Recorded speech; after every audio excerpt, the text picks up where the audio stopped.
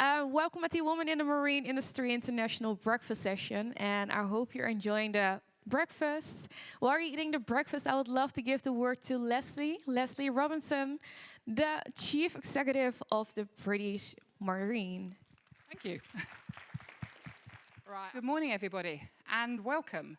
It is a delight to see so many of you here this morning because this is a really key session. We bring together women leaders, advocates, and it's really inspiring to see the commitment that we've all got to this more diverse, inclusive industry. And I really hope that we all make the most of our time here today in terms of exchanging ideas, exchanging experiences, collaborating, and continuing to elevate and evolve our industry. So my role this morning, very briefly, is threefold. First of all, I just wanted to say something that it's interesting. So 4 years ago, there was no programming for women at Metstrade. And here we are now, 4 years on. We're in our 4th edition here. And what I think is lovely is that this has inspired other women's events now at Metstrade. So it's lovely to see the ripple effects that are happening. Secondly, I want to do some thank yous. So on behalf of British Marine, I'd love to thank my fellow Women in the Industry international partners. That's Sounding Trades Only, Marine Industry News and Metstrade, and of course supporters Barton Marine, whose commitment and passion honestly know no bounds. We form a voluntary committee each year to put on this event, and without the commitment of our partners, we could not do that. And in particular, I'd like to name check Tessa Mayer from Metstrade and Emma Slater from British Marine, who put in all the hard yards of work to actually make this event happen. So thank you. And now I have the pleasure of just handing over briefly to Patricia Becker, Exhibition Manager at Metstrade. Thank you. Patricia. Thank you so much. Good morning, everyone. Good to see you all. It has been a couple of years that we are doing this already, and I would like to share a small story with you. A couple of years ago, I started a small foundation with a friend. It's called Our Dollhouse, and in Our Dollhouse, we help women forward, actually. So we make connections with women in, for example, Botswana, and we connect them to women in the Netherlands. And the fun thing when we were having the discussions about what will make you smile each day, and we, the women in the Netherlands, were talking about, well, having a day off, making more money. And then the women in Botswana, they said, I'm happy if the sun rises. I'm happy if the day after my kids still have food on the table. And we were like shocked because there was such a big difference in what makes people smile, what makes people happy. And that's something for all of you. You are all inspirational. You are all amazing. Please, help each other forward, make each other smile, and be that inspiration for another. I would like to thank Sounding Trades Only, of course, British Marine, Marine Industry News, and of course, Barton Marine for supporting us. Enjoy this session, and I hope to see you throughout the day, the coming days ahead, and thank you so much.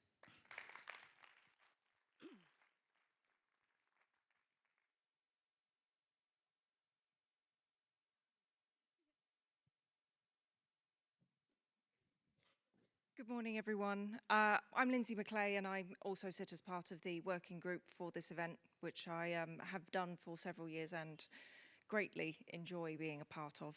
I had the pleasure earlier in the year of attending our charity Room to Read dinner in London, which was such an inspirational event to see all of the people that work directly with the children that we have managed to support through our fundraising in one room, talking about how our money has impacted people's lives in such a positive way. And with that, I have the pleasure of being able to donate this rather wonderful cheque to Room to Read. Thank you very much. Yeah. Unfortunately, they weren't able to be with us, but we will be donating £5,000, which is an amazing, amazing achievement. And so thank you to everyone that took part in any fundraising and our Global Women's Walk this year, which we will be doing again next year. So please do continue to support us. But we are so, so happy to be able to do that.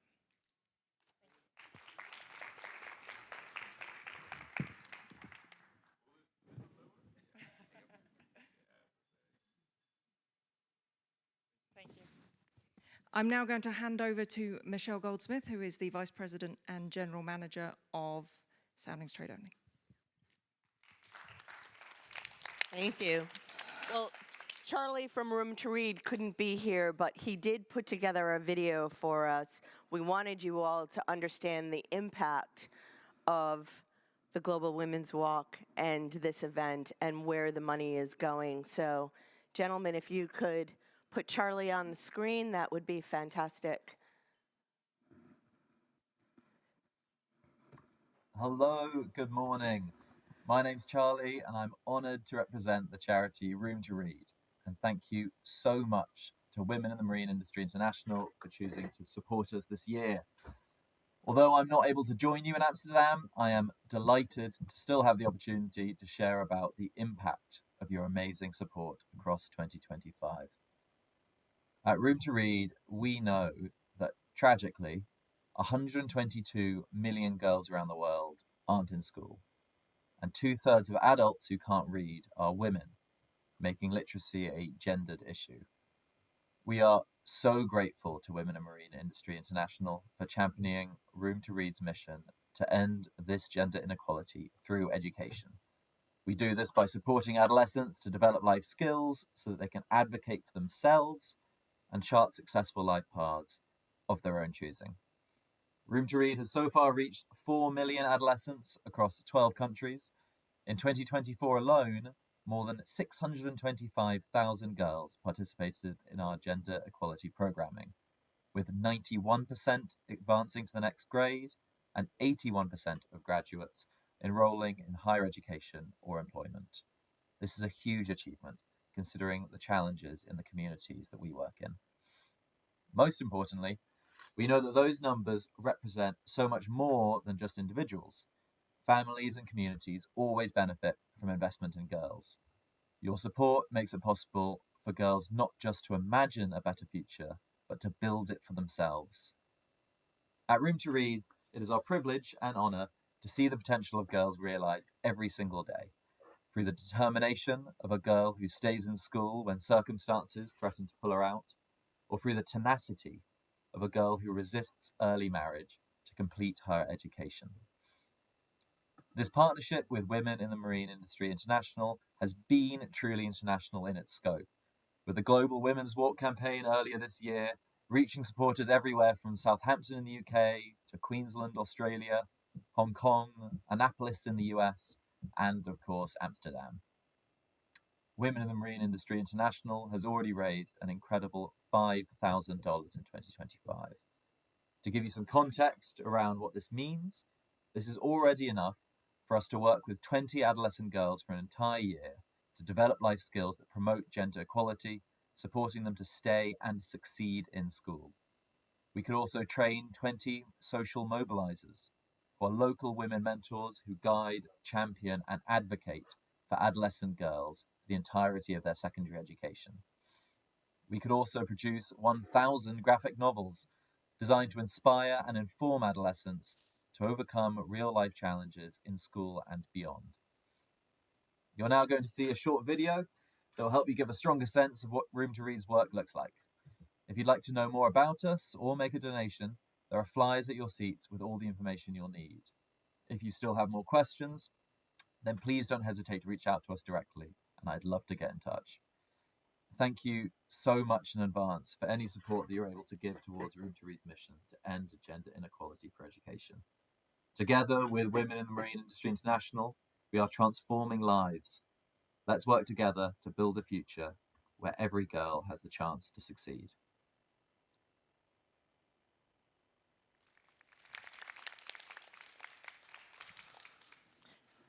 So I encourage you to watch the video, and perhaps at the end of the session we can play it. This for me, if you know me, you know I do crazy things. But rather than summiting Killy this year, this is really the high point of the year for me, to see that it was a little conversation with Patricia Becker, wherever she is, in February, and it turned out to be 1,200 of you in this industry on 5 continents in 15 countries that walked and raised money I spent some time prior to climbing in Africa, and I spent an evening with the Maasai tribe. And I asked if I could ask a question of the women in that room. And the question that I asked them was what dream they had for themselves. And if you saw the look on their faces, it will never leave me, because they never contemplated it. It was such a deer in the headlights look on their faces that they could have a dream just for themselves. And these kinds of at-risk girls that are traded for cattle into marriage, or can't go to school because they're menstruating, or are bullied on the way to school, or have to work, are the types of girls that Room to Read works with. So thank you from the bottom of my heart for what you've done this year. I'm excited that we're going to be with Room to Read for another year. The Global Women's Walk will happen between May 11th and May 18th, and I encourage you to take part in it. So, with that said, I am going to begin with my notes. So thank you to the partners who make this possible, to Metstrade, Soundings Trade Only, Gary Rich, thank you for being here today, Marine Industry News and British Marine. Also thank you to Barton Marine, and thank you, Suzanne, for stepping in at the last minute. Unfortunately, Tanya Lutz was called away and couldn't make it, so Suzanne Blaustone has graciously offered to be part of our group. Welcome to our leadership panel. Today's discussion will focus on a topic that impacts every company, every leader, and every strategy decision that is made: how to navigate today's global marketplace. We're operating in a world that's defined by volatility, rapid technological change, shifting consumer expectations, supply chain complexity, geopolitical uncertainty, new trade environments, labor shortages, and a customer base that is increasingly global, digital, and demanding. And yet, amidst this complexity, the marine industry continues to innovate, to expand, and to reinvent itself. Today, we have 4 extraordinary leaders with us who represent the breadth, ambition, and global reach in the marine world. From advanced technology and innovation to manufacturing, strategic planning, event leadership, and international business growth. These women, whose careers span continents, industries, disciplines, each continues to break new ground, not only in their organizations, but also across the global marine community. Their perspectives will help us not only understand how to survive in this global environment, but how to lead confidently within it. So let me introduce them. And if you'd like to start coming up as I call you, Anya Dinari, who is the president of Navico Group and the chief technology officer of Brunswick Corporation. She has a dual role that places her at the forefront of marine innovation.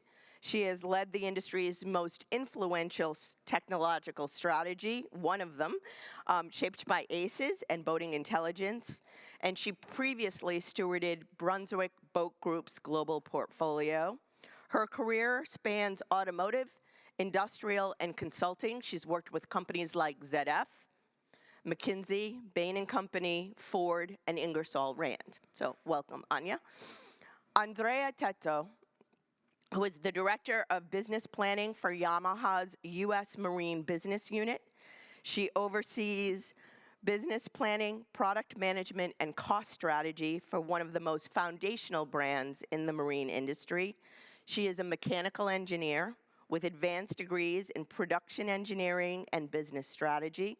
Prior to joining Yamaha in 2022, she spent 25 years in senior leadership roles at Volvo, leading major operational, strategic, and commercial initiatives. Sylvie Ernaud, the force that is Sylvie Ernaud. She is the force behind the Cannes Yachting Festival, and she has been for the last 12 years.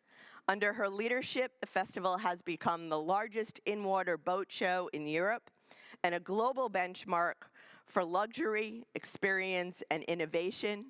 Her career spans maritime operations, luxury tourism, real estate development, hospitality, and international event management. And Suzanne Blaustone, last but never least. Suzanne is the CEO of Barton Marine Equipment. She began her career breaking barriers in American steel manufacturing before moving into industrial coatings, exporting, and global distribution. She's led Barton Marine since 2014, overseeing its international expansion throughout the UK, the EU, and North America. She's a champion of product innovation and of strengthening global manufacturing resilience. So please join me in welcoming Anya, Andrea, Sylvie, and Suzanne. Thank you.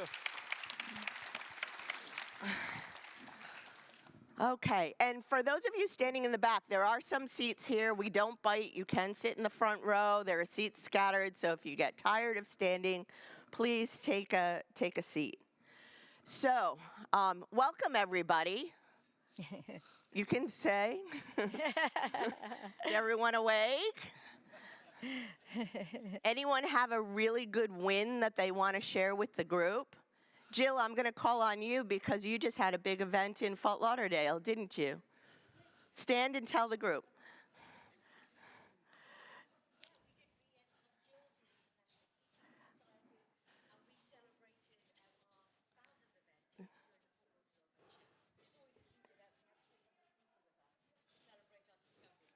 Bravo. Wonderful. Anyone else have a win they want to share? Someone have a win. Come on, we need one more win. Someone be brave. Alberto, stand up. Let's go.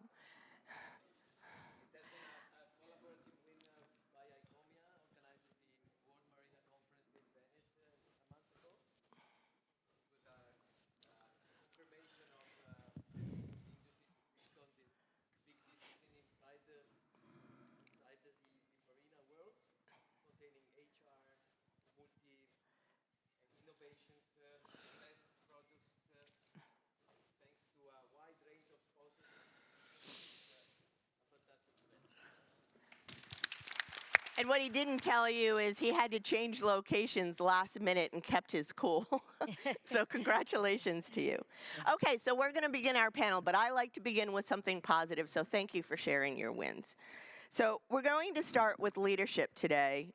Studies show that nearly 80% of executives say the pace of change in their industries has accelerated dramatically in the past 3 years.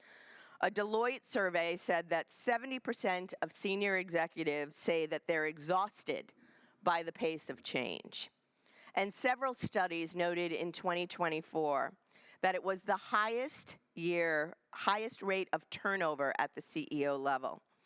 And many feel that they're leading through constant disruption. My question to the panel is, how is this playing out in your world? And how has it changed the way you plan, lead, and make decisions? So, Suzanne, I am starting with you. Of course. You've led your company through Brexit, through global expansion, and more. So how is this playing out in your world? In summary, what you and I talked about is you said, trust your gut. I think to be a leader in any sector right now, you have to be a crisis manager. And we have seen that happen for the last 5 or 6 years. It started, well, for me, it started with Brexit.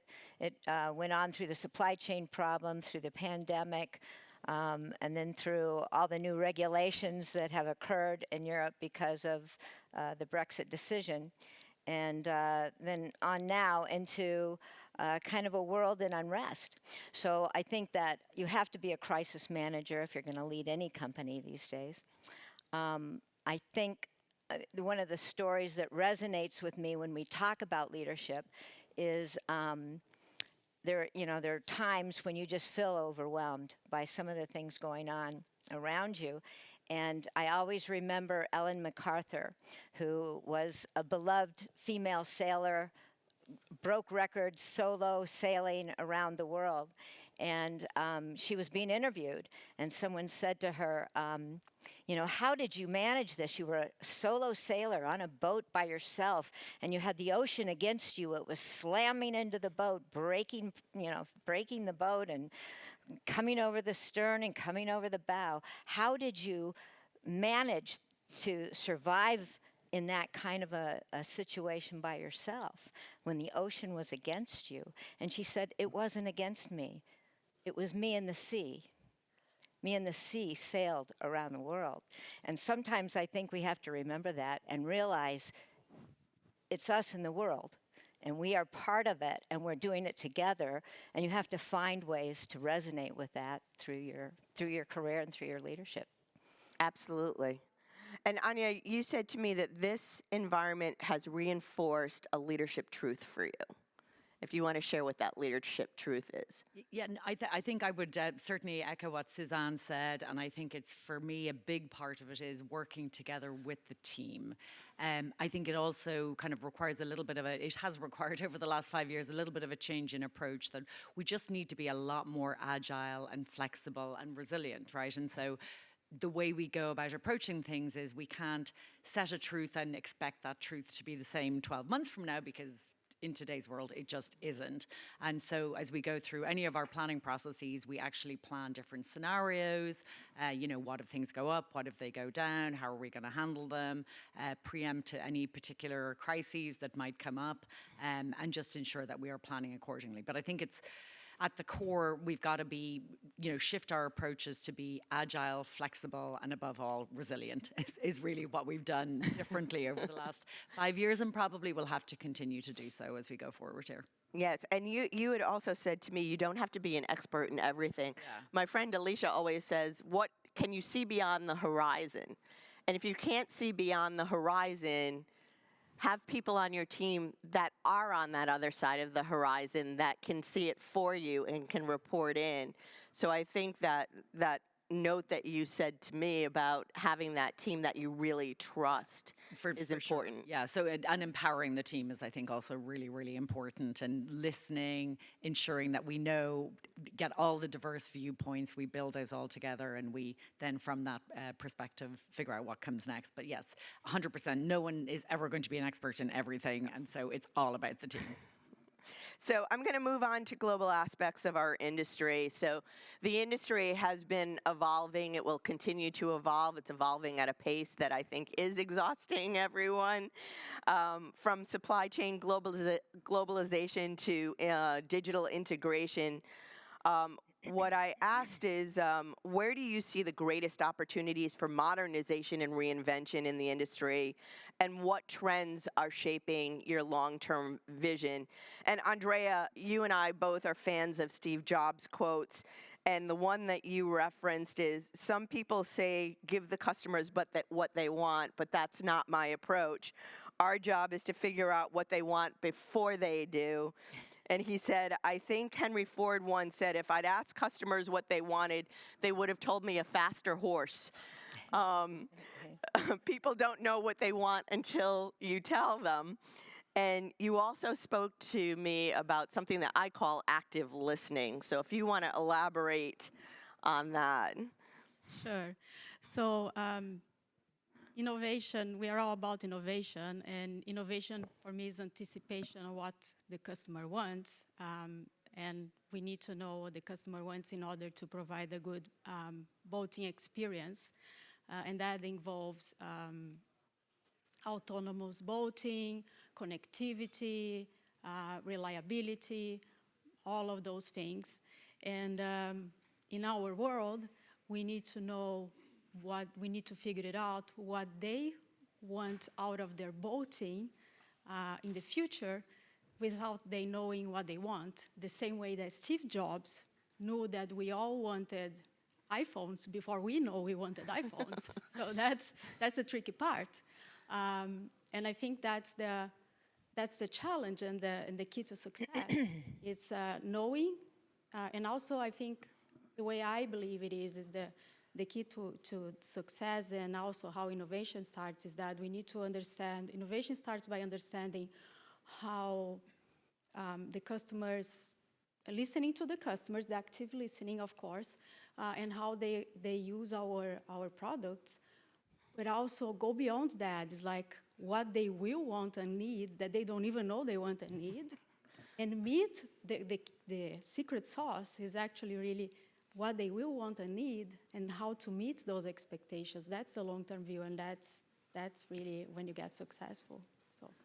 It is, and that first the consumer's changing, and then the consumer behavior is changing. So yes, dramatic changes in the way that they boat, how they want to boat, where they want to boat. So, and Anya, you're a big proponent of something that I am as well in this industry. I think it's an area that we all need big improvement on, which is removing friction from the customer journey and the way that customer mapping is done. You know, in this era of Amazon and one-day delivery, and it seems like attention spans, you know, if I look at my nephews and nieces, they can barely watch a 5-minute YouTube video, never mind a 2-hour movie. So between the removing friction and the ACEs strategy that you have, I wondered if you could speak to our audience about that.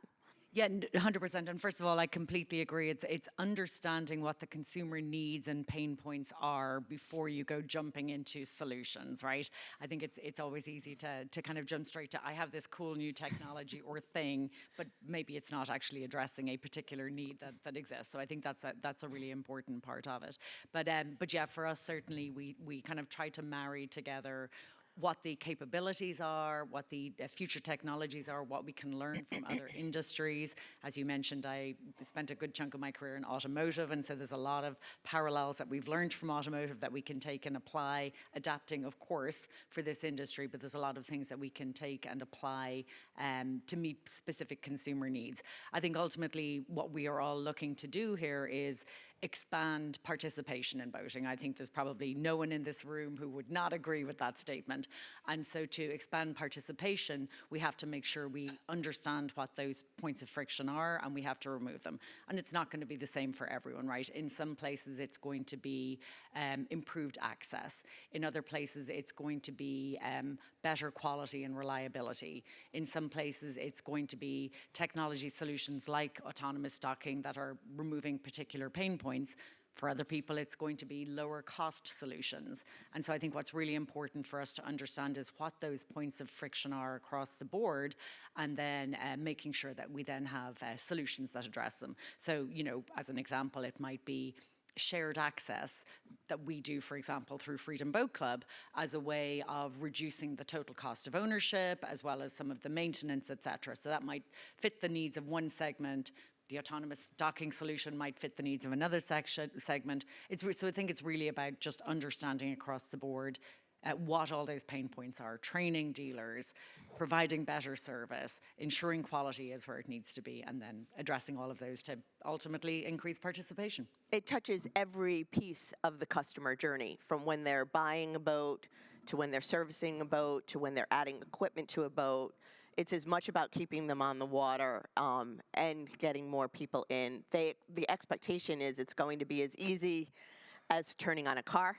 It's going to be as easy as being in their home in terms of having devices work. So it's a big challenge. So Sylvie, I'm going to move on to you. And the Cannes Yachting Festival has seen tremendous growth, so congratulations on all of that. And it continues to set a global standard for luxury events. I wonder what's been, you know, you've been there 12 years, sustaining an international appeal, and how you balance not losing the traditions, but then also innovating to keep it fresh and exciting is a fine line to walk. Yeah. So I'm curious how you've done that, and I know that you're customer-centric and content-centric. So if you want to speak to what your secret sauce has been on balancing and growing that show, that would be great.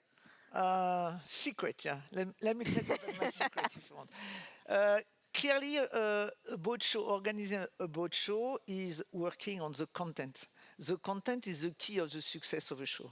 So you have to focus on what you're going to exhibit. And what you're going to exhibit for all the people, as you said, that will develop and wants to buy boats and create this willing of being in this industry, is to have a quality content. And the quality content is a key player. In this industry, we do have something like 5, 6 big international, I'm talking mostly about shipyard, but then the equipment and all the other are behind, so it goes together, who are creating 25% of the market by themselves and who are very innovating and in their product, still very standard, but very crucial for the business. So the first step is to concentrate on those guys and to make everything easy for them and develop them and consolidate them. In the meantime, you have to work on the new innovation, you have to work on the new key players, and this industry do have so many innovations, small startup and small company. You cannot let them out. So you always have to fight to compromise between the two. So my sales team, which is a really good job that they're doing, is to consolidate the big guys and in the same time let the small one entering. And I'm going to give you just a small example because in my show I have a main issue, I have no more space. So it's difficult, I have to split the content with everybody. I have a problem that not so many people do have today, is that I have more clients than offer. It's happened. And it's not easy to solve because you have to say no to your clients. And when I have the big guy with me, this big Italian, this big French, you imagine, those big, very male, very, very strong. Okay, I am with them, hi. and I have to give them the rule. Oh, you want 2 more spots, or you have a bigger boat, bigger than your neighbor. But you imagine how is the competition, like in every business? Maybe in this industry, it's a little bit more testosterone, but anyhow. And I have to fight with those guys, and I say, no, you're going to have this, and this, and this, and I leave but what about the rest? The rest is for the new one coming, and you always need to have a part of the new business. They don't accept it so much because they are not used to have these sort of things, but the rule is transparency. I talk with them all year long with my sales team. I have a great sales team. So I talk with them and explain them. I am explaining why the show is doing this, what is the interest for them for this development, and why they have to control their expanded because I'm telling them to do so. And at the end, if the equity is control, is everybody has the same, it works. But it's something that you have to push them and explain them. So that's how we work, with always a compromise. Development, innovation, very important, small guys, and you make guys that are going to disappear in 2 years or 3 years. Some are going to become big. So this is the rule of this industry. But the big things in this industry is that the big are huge and the small are small. So you have to be in between because you're doing a show and they're marketing media for them, and you have to make sure that you provide the equity, knowing that you have not one extra square meter left. So you play with that. And it works pretty well because I really focus on that since 12 years. And I would say that there's a great deal in the art of negotiation coming from you. Maybe my experience of working in the marine industry, I used to be on a cargo ship where you have male only on board, and you have to talk with them, a little blonde girl, and give them order. It's not easy. But when you are playing with men this way, taking the advantage that you're a woman, not the disadvantage, the advantage. At the end, when you're right, convincing those big guys, it works. And now in this industry, if I look at 5 or 6 big ones, at least 40% are female CEO now in this business. So I'm not talking with men only now anymore. It's just the big guys towards the small guys, and it's a way to negotiate. That's negotiation. Wonderful. So Andrea, I'm going to go to you next. Your background bridges engineering and strategy, and you've led really complex planning and transformations at Yamaha. How do you balance data-driven decisions with instinct and experience when charting your strategy? And can you share an example where analytics and gut instinct came together? I know for me, I was at a conference in New York a couple of years ago, and this question came up about data versus your gut. And it was with Warner Brothers Media, and the woman who heads up documentaries for CNN, she said, if I solely listened to the data, RBG Notorious, the documentary, never would have been made. There was no way that people wanted a documentary on an 80-year-old Supreme Court justice. It just was not going to happen. Yet, it was the most popular documentary of the entire year. So there comes a point where you've got to stop looking at the numbers and you've got to trust your gut and knowing that in your heart you know that this is something valuable. I wonder, as you go through, especially in a planning role, you balance that. Yes, thank you for the question. There are many instances that happen. I think I am lucky to be surrounded also by a team of very passionate people, and they are passionate by the boating lifestyle, and that helps a lot. So a lot of the decision making is done by this passion for boating and customers. One example I can share is related to the Helmmaster EX, which is one of our products that helps with the control in the boating. When launched some time ago, they thought it was enough. We were happy enough with the control in the boating. Wow, that's enough. But we knew that we could go ahead, we could give it more, we could give the freedom also to the boater to go around in the boat. And we went ahead and developed the system to actually have it wireless and give the boater the freedom to walk around the boat and navigate with the control. And that was a huge success. Some people were a bit controversial, but we have, especially women, we have one example of CEO of one of our companies that she's very short, and she was so happy because she said, I could barely see and navigate a boat because she's very short. But when she could see the wireless control system, and she said, oh my God, now I can navigate, I can do everything because I don't depend on the helm anymore. So that was a huge success. That's one example. Wonderful. Anya, I'm going to go back to you. You've led some major technological transformations across the industry, whether it be on the boat side or on the component side. You also come from a different background, so I'm curious. You know, it's not easy coming into marine. It has its own language, ABYC, NMMA, ICOMIA. You know, there's enough specialty language in it. Never mind a lot of us in this industry have been in the industry for years, so it's very much a club. But beyond that, you've come from automotive consulting and from tech. And I'm curious what lessons from that have been valuable in driving innovation in marine, and what pitfalls from those other industries we should avoid as the industry digitizes and evolves. So if you could speak to that. Yeah, no, I think one of the great things about having worked in several other industries and seen what's going on and being a part of it is that I can understand what that journey looked like and what it took to make the changes. So, for example, now we have a lot more focus on integrated systems, software capability, over-the-air updates, continuous software push-outs, and so that required generally a capability change from maybe more hardware-focused from an engineering perspective to more software-focused. And so I've had the opportunity to go through that transition in other industries and figure out how to build those capabilities and those teams. And so that's something that is very directly relevant as we are going through the same in our own industry. The content that's on the boats is becoming a lot more tech heavy. It's becoming a lot more integrated. We are driving more solutions, connectivity throughout the deck. And so I think a lot of those lessons from how we evolved through that journey in other industries are directly applicable.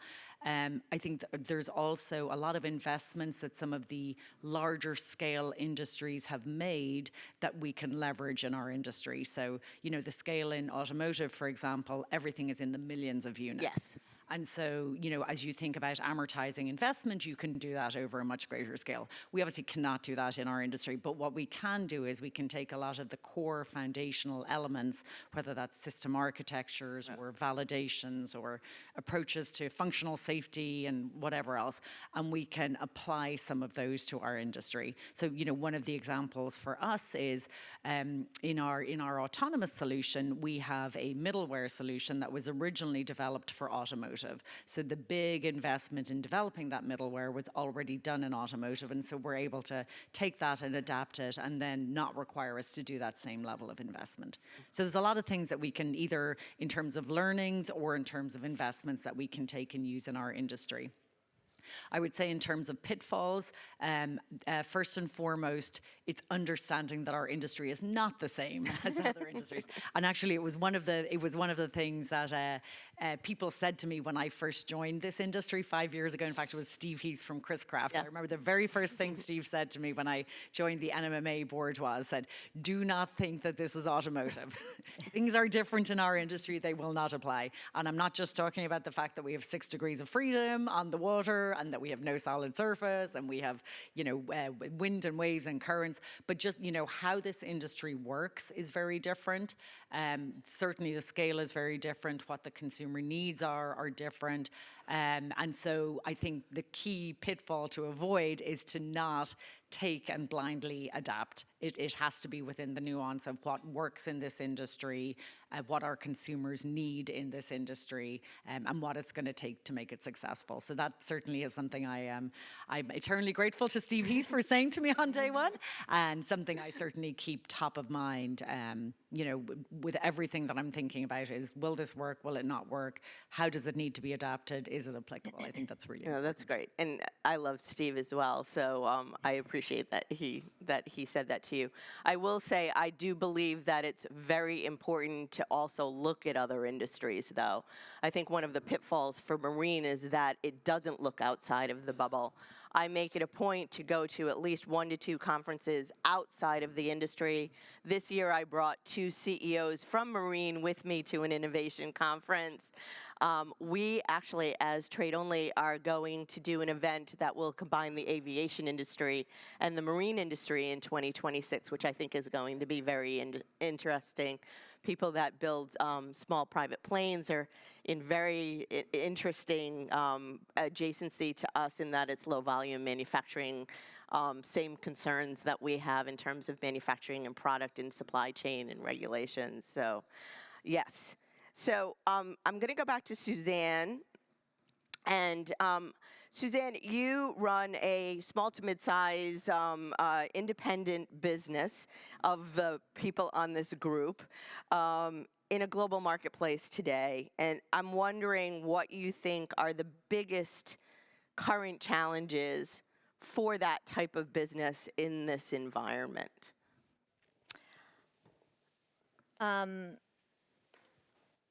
There are so many. Finding good people, surrounding yourself with good people is probably the most challenging aspect of working within an SME. And once you find them, holding on to them, making sure that they stick with you and have the same vision. I think it's important for an SME like Barton Marine to know who it is, to identify who we are and what we do well, and to try and stick with that. You can always step out of that box and create other levels of innovation or partnerships with other companies or in other industries. But I never forget who we are and what we do best. And I think that's a big challenge because there's always that sparkler over here that says, we could do that too. But there's always limits with what you do well and what you have the money to invest in and what you have the money to market after you provide that product for the world. So I think those are probably the ones that stand out to me. I also think it's the regulation today is overwhelming.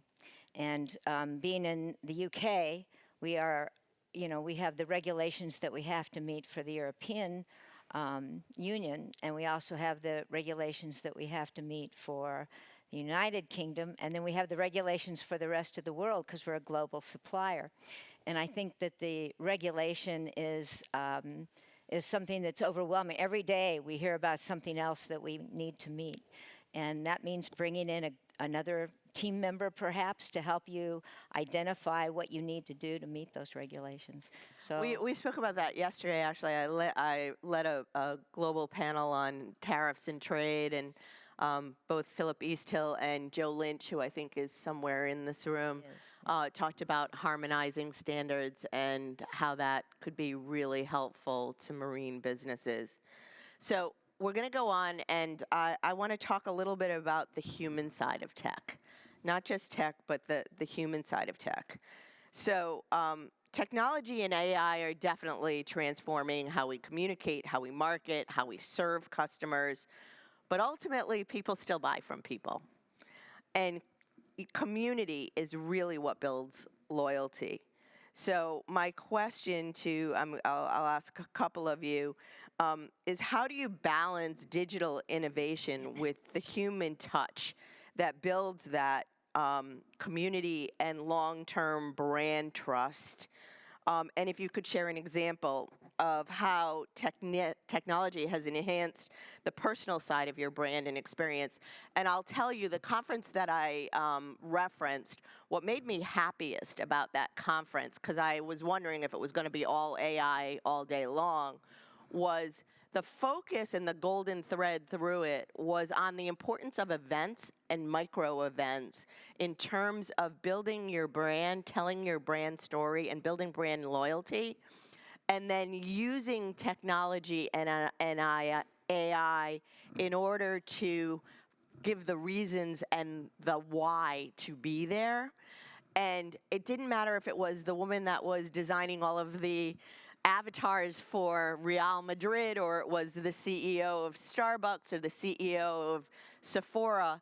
It all came down to using tech to build that brand loyalty. Now, innovation is definitely part of that, but that was the thread. So I'm going to start with you, Anya, but not only are you looking at tech on the boat, but you talked about it in terms of reducing stress and building confidence. Yeah, no, 100%. And I totally agree. I think the point is, so especially in our industry, right, it is an industry that people participate in for enjoyment and in their leisure time, of which none of us have enough. So the key is using technology to make that experience better. It is not to take the human element out of it. I think what we all love most is a day on the water with families or friends, right? And so obviously the human element is front and center. And so it's really around using technology to make that better. And as we talked about earlier, more frictionless. And so from that perspective, it's, for us, it's removing some of those pain points. I mentioned autonomous docking as a key pain point. So how can we use technology to help remove that pain point, but not reduce the human interaction piece?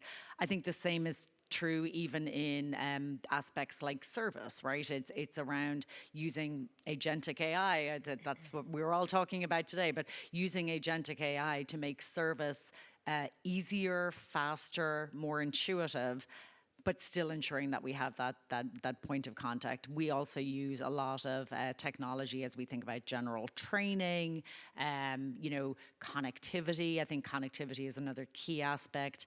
Everyone expects literally everything in their lives to be connected these days, and so our industry needs to be the same, and that means that interacting from your phone has got to be seamless and exactly the same as interacting on the MFD, whether you're doing it remotely or on board. And so it's really using technology to drive that expectation and consumer experience that people expect, but not taking away the human element, because that's what our industry is all about. It is, and those in real life moments are still so important. And I think to the point that you made, Andrea, about it being intuitive, in that the way that a piece of equipment can be used by a woman versus a 6-foot man, you know, someone that's 5 feet tall. You have to understand those nuances, and of course tech can help us do that.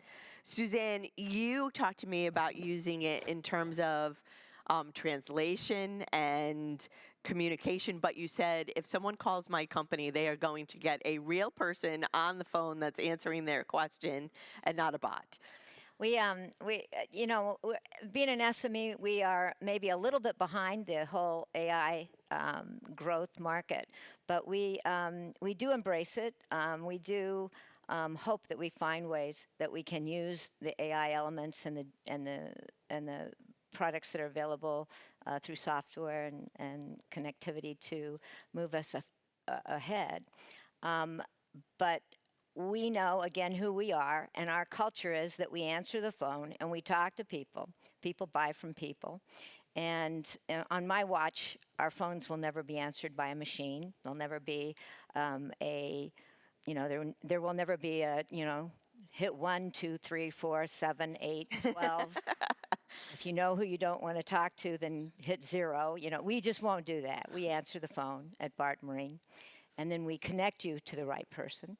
So that will always be true on my watch. But we would love to use AI more in our translation abilities. We are a global supplier, so we want to do that. We want to be able to make sure that we understand different cultures, and I think AI will help us in those areas. And we want to innovate.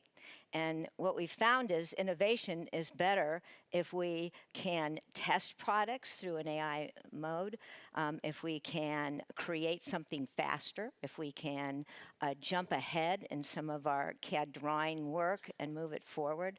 That will always help us. So those are the areas that we look for. But we know that we want that human element to always be there and to bring us to our customers and talk to them. I was at an AI talk a couple of months ago that Ellen Bradley put on, and the AI specialist said that AI is correct 33% of the time, which means that 67% of the time it's wrong. So, or if you get in a loop too. If you get in a loop, have you ever been on a chat box? And you're in a loop, and has this helped you? No. Oh, well, now has it helped you? No. So we want to get away from that. Yes. So I think it will evolve like everything in our industry, but I think we have to be mindful of the ways in which we're using it. So global leadership often means endless meetings. It means travel. It means decision fatigue. I think I can look at several of you on this panel. I know I have been on a plane every 2 weeks since the middle of August.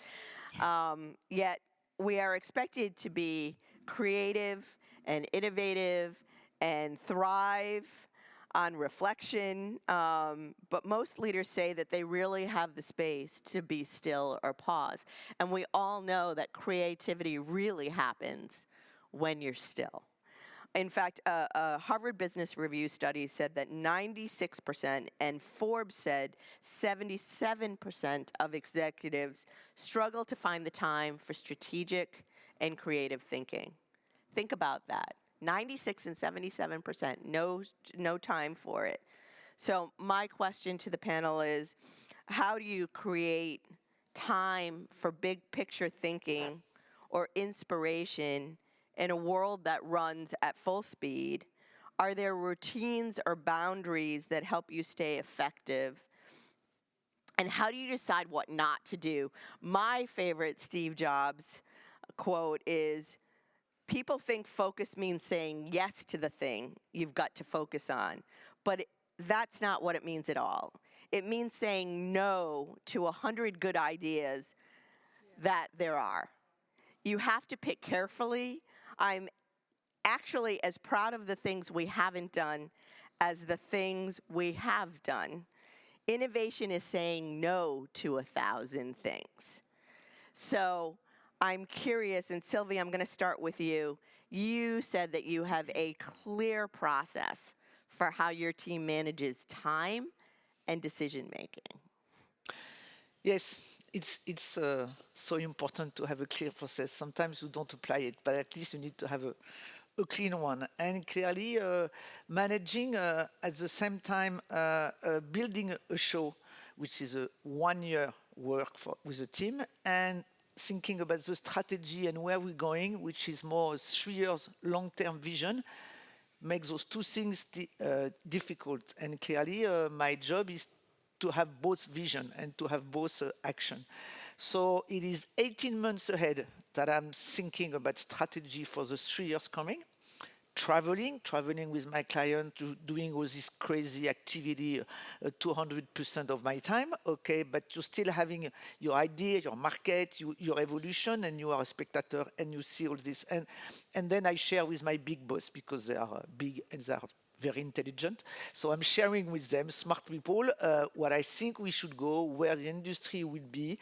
And I'm building the vision of 3 years with them. It takes 1 or 2 months to prepare this and to have the main road validated by those guys. Okay? And then I am all set for the year and the 2 years coming. Now, all year long, I work with my team. So regarding the day-to-day job, and the day-to-day job, we do it under what we call a project mode. The project mode is we have a 12 months, because a show is organized on the 12 months basis, which is long time. And we build this 12 months planning, and everybody from my team, sales, technical, whoever, okay, communication, put their action on the planning. And they have a lot of those actions, personally, each of them. And then you have a huge planning, okay, of this action. And we meet once a week all together for 1 hour and a half, 2 hours maximum. We make it before lunch, so we are sure that in 2 hours it's done, because everybody's starving. It's a good rule, otherwise you don't control your team. Especially me, I'm starving, so that's the way we do it. And we pass all the action from 2 weeks, the week ahead and the week before. And everybody is talking when they have the action coming and say, I did it, I didn't do it, I don't want to do it like this, I made a mistake, I'm asking you to change or to postpone the date or whatever. And we negotiate. The team work together. It's give information, it's give common decision, the team is doing it. It's so important to have the team involved in this kind of work. It goes step by step, you do this. At the end, of course, there is still a boss, and the boss has to make decision when needed. But believe me, in this process, I would say 80% of the problem, the information, and the solution is been done by my team, together sharing this. Maybe sometimes I support a little bit, but they do it themselves. And me, I am just, sometimes I have to cut and say, no, don't do this, as Steve said, no, don't do this, don't do that. We don't have the time, it's not our priority. Please, we concentrate on this. Look ahead within 2 years where we have to go, so you cannot do this. And I give them the big pictures, so they know where to go and things that they do not have to do and that I refuse them to do. But it's authority for its power I'm using for less than 20% of decision. And it comes naturally because they produce the rest. It's a big, complicated team involvement, but if we do it in this process, I stole this process to a Japanese firm. I don't know what's name, in fact, it's a long time ago, where they have a consultant. So a consultant who was applying this theory, and I did it as a project mode, and it works very well. So this is how we organize strategy long term, that you need to spend time on it, not easy, and day-to-day work that you need to do. You need to support your team, but you mostly need your team to do the job with the agreement of you. And this is why, if the team is doing the job, you have additional time, to think and to share strategy with your boss. That's how I do It's so important, though. You share kind of what the forest looks like before they start looking at the individual trees. And I'm not saying that the team is not doing the strategy with me. They are, because I build this. But I am the one who presented, okay, building that with them. And then I give them the day-to-day also with me. So it's two separate actions. And the the key is to handle both of them, because if there is no strategy in your job, you're not going to change and the show will never evaluate. So you really need to balance the two things. That's how we do it. That makes sense.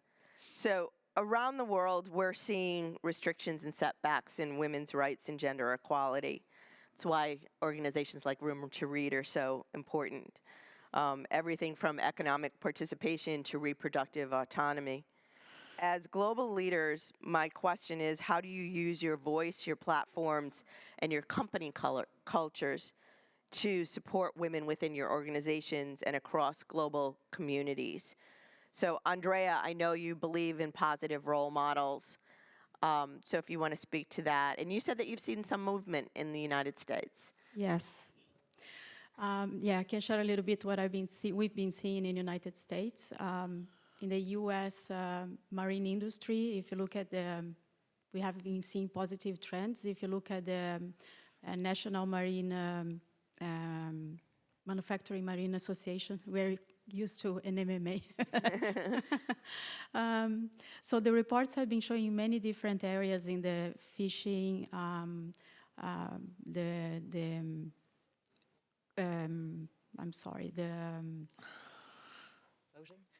voting, participation of the women into the workforce, purchasing empowerment, many different areas. We've been seeing steady increasing participation. Some areas more than in others, but all of them steady increasing. And I believe that if we continue to just see the progress and show the steady, we are going to get eventually there. We are not there yet, but we will eventually get there. So I think this is positive. I do believe, as you said, I do believe very much in role models. I strongly believe that if we highlight the achievement of role models like we are just doing here, we can empower and inspire other younger professionals or other professionals for that matter to follow the path and actually do something similar. So I really think we should be focusing on and highlighting our colleagues. For that matter, in Yamaha, I do lead one organization, a small organization internally that highlight and support women in leadership positions. It's a passion of mine, and I've been doing that in the previous organizations I've been working on as well, and I plan to continue doing that as well. Wonderful. We actually will bring back our 1+1 mentoring program this year, which is totally online with global leaders. So if you're within the first 5 years of your career, you'll have the opportunity to go online. I know that Anya has, several of you have, I think everyone on this panel has participated in that. So you'll have the opportunity to meet with both men and women who are senior leaders within the industry. So if you're interested in that, you can contact me, but information on it will come out probably in April. Anya, I know that in Brunswick, they have the Women on Water. I've been in the back of the room. Hi, Women on Water. Can you share a little bit about Women on Water and what they do? Yeah, and we have phenomenal, it's an employee resource group. I think it was started about probably 4 or 5 years ago. Kim will correct me on that one. 4, okay, great. But it has been phenomenal. It started centrally in our global headquarters in Chicago, so that's where it started, but it has expanded. So we have local chapters across all of our sites and places globally. Kim leads the EMEA group here based out of the Brussels office. And it just has been such a phenomenal resource for women to get to know each other, talk about things that are going on in their day-to-day lives. You know, some of it can be more formal, some of it can be really kind of understanding, you know, what, training people need to migrate to the next level, what a good career path looks like. But some of it can just be, oh my gosh, I'm really struggling with this thing. have you struggled with the same thing, and how did you deal with it? So it's really been this phenomenal just support group for women across the globe, both locally as well as globally. So really great resource, and thanks to all of the folks who've been involved in that, as well as then also taking it outside of Brunswick and interacting with groups like some of the amazing groups you're leading, Michelle. Well, thank you. It's fantastic to see that support for women across the industry and helping us all grow and increase participation and help people grow in their personal careers. Absolutely. And yeah, we do, we have an event coming up on December 16th with Melina Cordero. It's online, so you can join. And it will be on visibility and self-confidence. So I hope you'll join us on December 16th. You can ask me for info on that. So we're getting near the end. I'm conscious of the fact that we've got about 20 minutes left. So I'm going to go right to the last question so that we have an opportunity for people to look ahead. I think as we end this conversation, we've talked a lot about what's going on today. Let's look at what's going to go on in the future. So if we look 5-10 years in the future, I'm curious about what gives you the most optimism. Let's uplift and let's look at a positive. So I would say, what makes you most optimistic about the future of the marine industry, and what is the one change that you'd like to see take hold? So Suzanne, if you could start, I know that you are an advocate, as everyone has said, about getting more people on the water. Indeed, and I think because of some of the things we've said about making it easier to get on the water, and the older I get, the more easy sounds like a good thing. But if we continue to, I think the most innovative thing that I would like to see is that we continue to get more people to participate in boating, and we do that by making it easier. I think it's important to still learn to tie a knot, but if you find a way that you can just click something in, maybe that's a good idea too. I think that we are part of a passionate sector. We are very lucky to be passionate about what we do. And I think that if we can continue to grow that passion among younger people and bring them up into the industry, we'll continue to see those changes happen in a good way.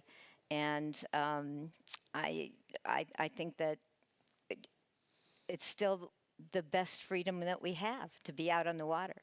And I think we need to talk about it a lot to everybody and continue to market that program as something that will give you a bigger life and a bigger bite of the apple. And so that would be my favorite thing to go forward with. And bringing young people up into it too.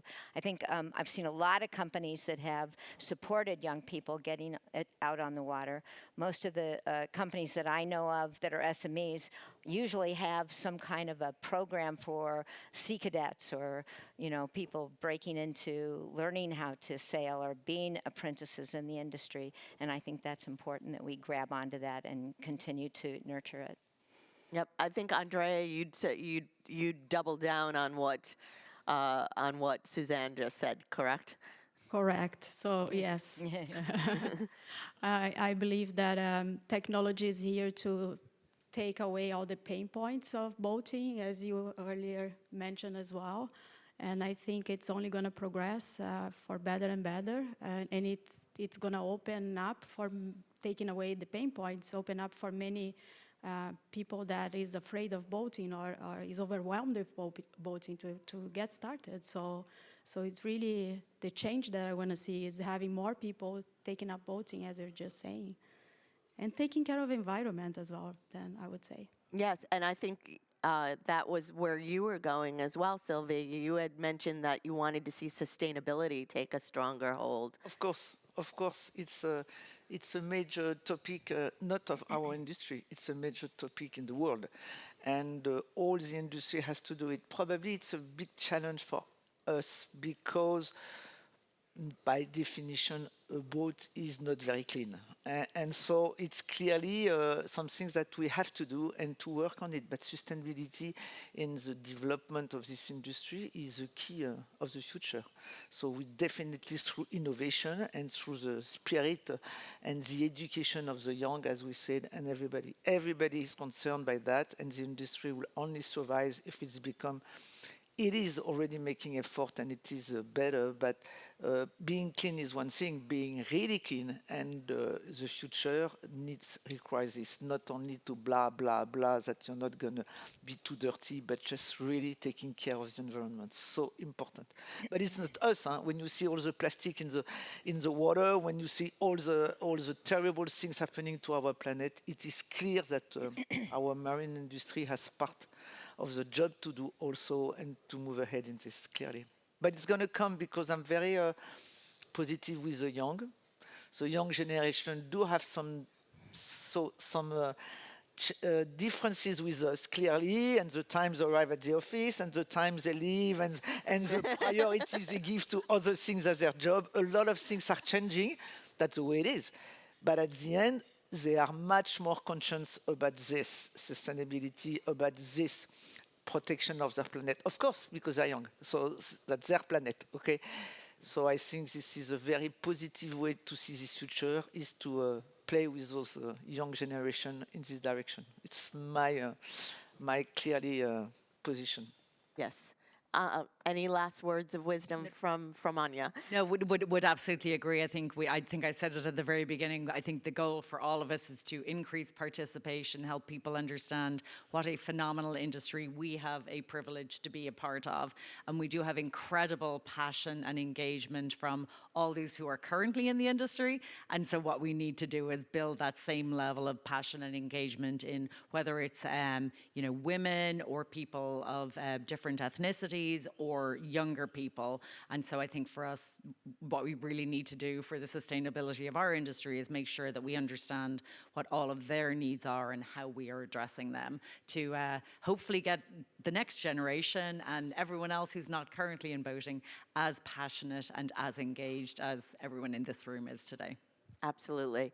We do have time for one or two questions. So Can I add something, Michelle? Just one thing, because I'm leaving the business soon, as you know. No, that's okay. We're not done with you yet.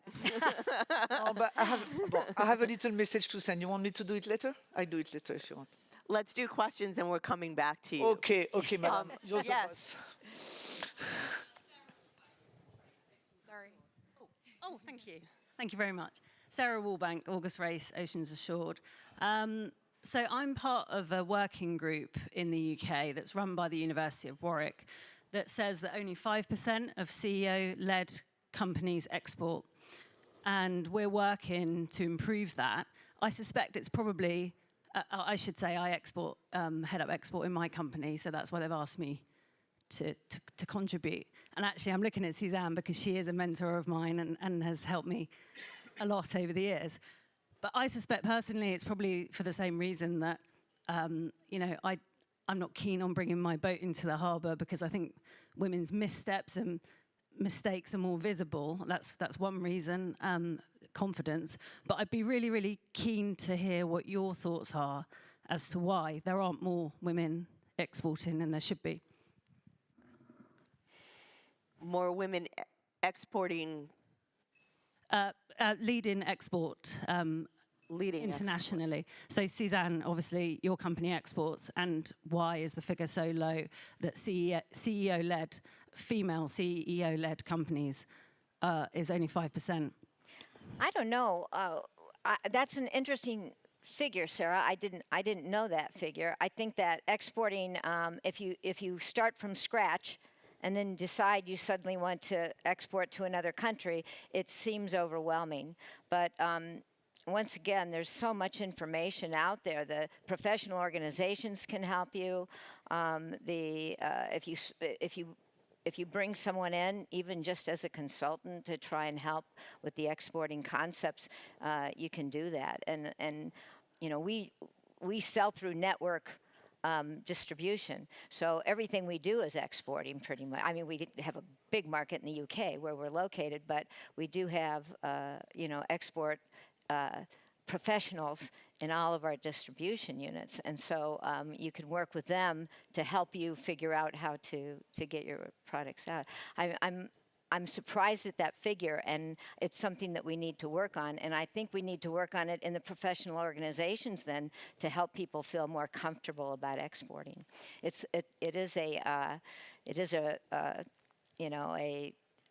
passion of British Marine, I know, to continue to bring people in and teach them how to export. So we need more of that, professional organizations helping. Sure. Okay. All right. Well, there was one last question that I had, and Sylvie is going to be leaving us. She is retiring. She has earned it. But I'm curious what legacy you'd like to be known for, what you'd like people to know of your time at Cannes, and what advice you'd have for the next generation. Well, this was not my point when I want. I will come on this one. You want to come back to it? No, my point is not me. My experience is great. I take a great show and I make it #1 European show. So good job, okay?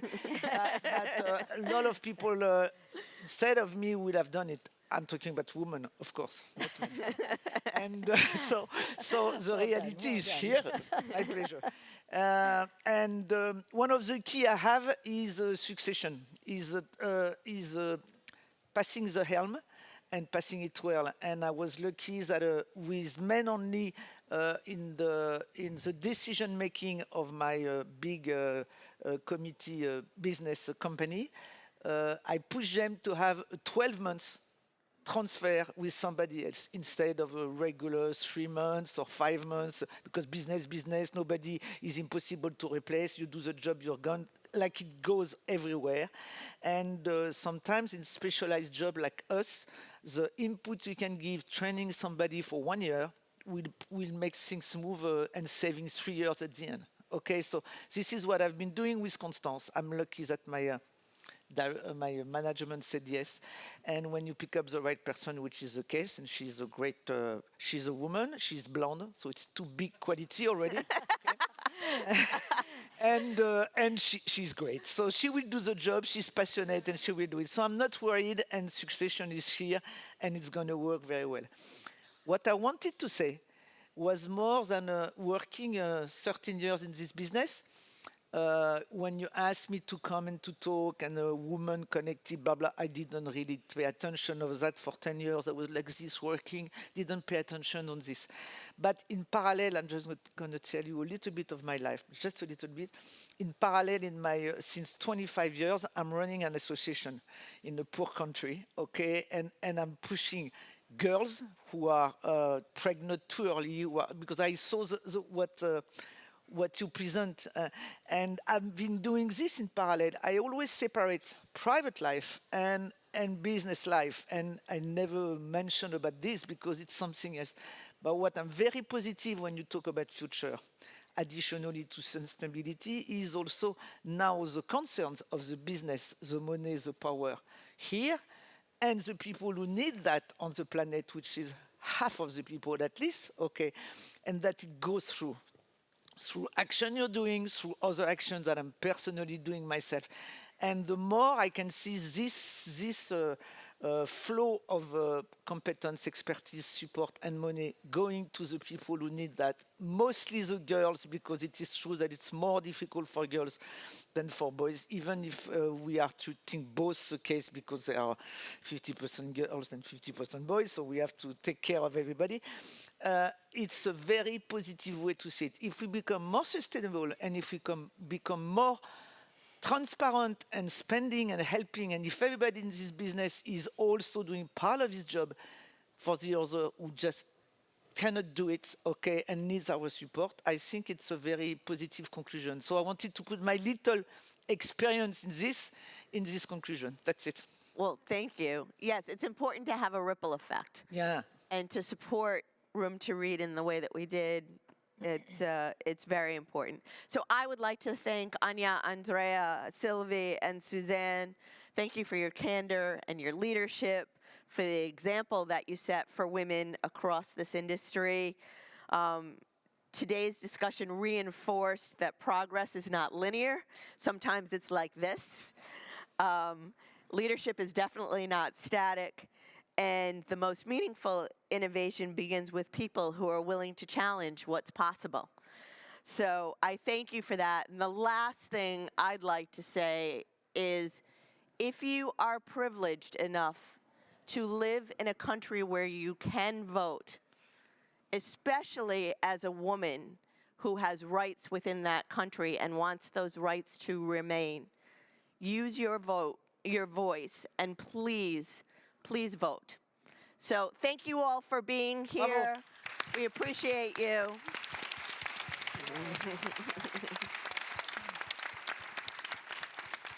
Sylvie, we have something for you. For me? Yes, Leslie, we wanted to give you a little retirement gift Oh, merci. as you leave us. Success is It's from sometimes the all of outcome us, of the from whole string of failure. Metstrade, Marine, Nice, all of nice. us. Merci, merci Michel. Merci Leslie. So thank you all. Yellow is Please not have my some color, but it's coffee, okay. mix, Okay. mingle.